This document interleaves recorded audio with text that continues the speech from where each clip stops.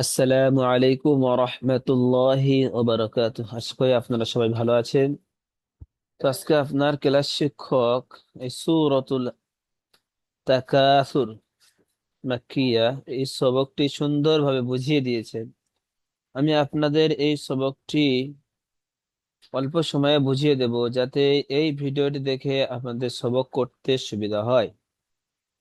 ঠিক এমন ভাবে পড়বো, প্রথমে আমরা বানান করব। নতুন সবক, প্রথমে আমরা বানান করব ঠিক এমন: হামজা লাম জাবার আল, হা খাড়া জবর হা, আল হা, কাফ পেশ কু, মিম তা পেশ মুত, তা জবর তা, কাফ আলিফ জবর কা, সা র পেশ সুর, আল হা কুমুত তাকাসুর।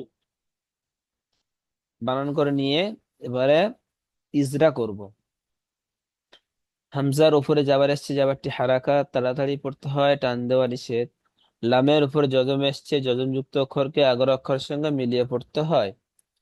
হার উপরে খাড়া জাবার এসেছে, খাড়া জাবার আলিফ মাদ্দার সমতুল্য, সুতরাং খাড়া জাবারকে আলিফ মাদ্দার মতো এক আলিফ টান দিয়ে পড়তে হয়।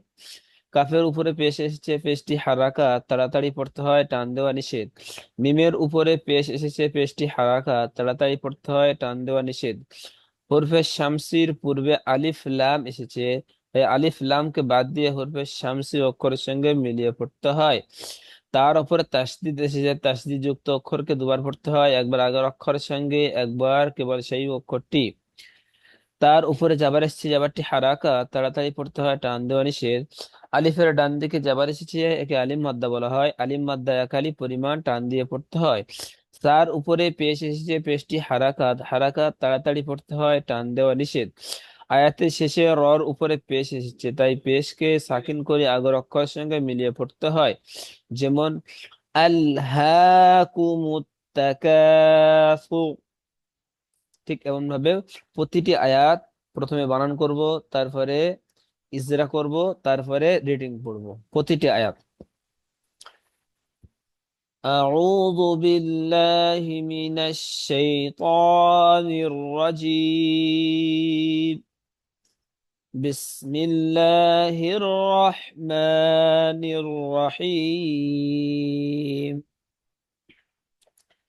ألهاكم التكاثر حتى زرتم المقابر، كلا سوف تعلمون،